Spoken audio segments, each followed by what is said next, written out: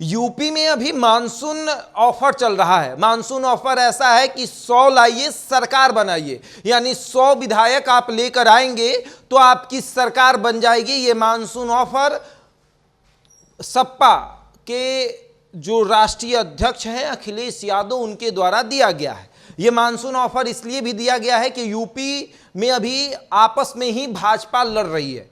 भाजपा शासित राज्य है, वहां पर भाजपा का शासन है और भाजपा आपस में ही लड़ रही है। मुख्यमंत्री आदित्यनाथ योगी और उप मुख्यमंत्री केशव प्रसाद मौर्य आपस में ही आजकल भिड़े हुए हैं। कोई कह रहा है कि सरकार से बड़ा जो है वो पार्टी होता है और कोई कह रहा है कि पार्टी से बड़ा सरकार होता है।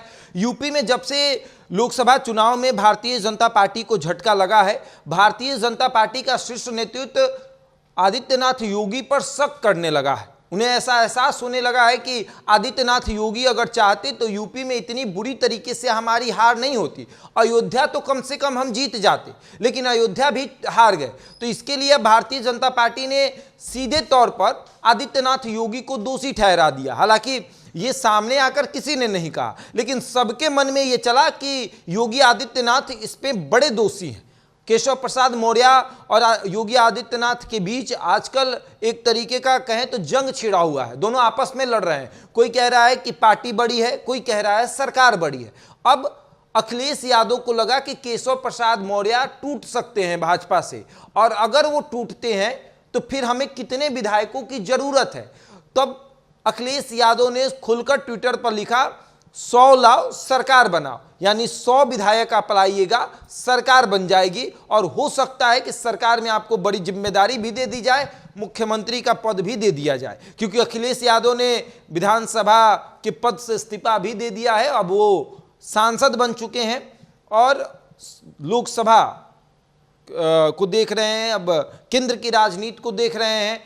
यूपी की राजनीति से उन्होंने थोड़ी दूरी जरूर बनाई है, लेकिन उनका मानना है कि यूपी में अगर सरकार गिर रही है तो गिरा दिया जाए। भारतीय जनता पार्टी को पहली बार ऐसा झटका दिया जाए कि भारतीय जनता पार्टी के टूटने के बाद किसी की सरकार बन जाए। ऐसा कभी हुआ नहीं है, क्योंकि भारतीय जनता पार्टी टूट जाए और टूटकर किसी और दल के साथ जाकर सरकार बना ले, ऐसा भारतीय जनता पार्टी के साथ नहीं होता है। भारतीय जनता पार्टी किसी और दल के साथ कर देती है, चाहे वो शिवसेना की आप बात करें या फिर एनसीपी की बात करें।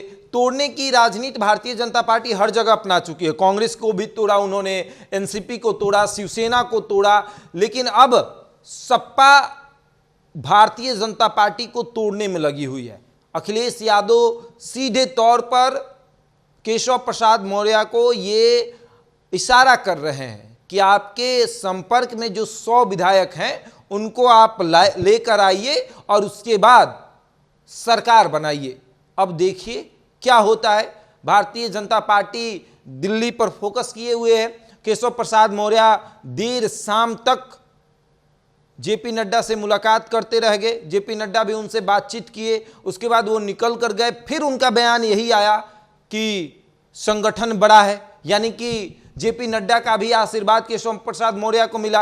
अब केशव प्रसाद मौर्य की अगर बात मानी जाएगी तो फिर आदित्यनाथ योगी नाराज होंगे, और अगर आदित्यनाथ योगी नाराज होते हैं तो फिर आने वाले विधानसभा चुनाव में यूपी में भारतीय जनता पार्टी को काफी नुकसान होगा। क्योंकि एक नुकसान भारतीय जनता पार्टी ने लोकसभा में सहा, ये इसलिए भी सहा क्योंकि योगी आदित्यनाथ ने जो लिस्ट बनाई थी, जो सूची बनाई थी जिस उम्मीदवारों की, उस सूची को एक्सेप्ट नहीं किया गया। उस सूची पे जिन जिन उम्मीदवारों के नामों की उल्लेख किए गए थे, जिन उम्मीदवारों के नाम लिखे गए थे, उन उम्मीदवारों को उतारा नहीं गया मैदान में, उनको उम्मीदवार नहीं बनाया गया। कहा गया कि नहीं नहीं, ये लड़ने योग्य नहीं है, ये सक्षम नहीं है। और संभवतः ये देखने को मिला कि यूपी में भारतीय जनता पार्टी को काफी नुकसान हुआ और अब ये विधानसभा तक पहुंच गया है। और संभवतः ऐसा देखने को मिलेगा, या तो योगी आदित्यनाथ बदले जाएंगे या फिर केशव प्रसाद मौर्य अपना बोरिया बिस्तरा समेटकर समाजवादी पार्टी ज्वाइन करेंगे। अब आगे आगे देखते रहें होता क्या है। बहरहाल इस खबर में इतना ही। बने रहे हमारे साथ और देखते रहे द इंडिया टॉप।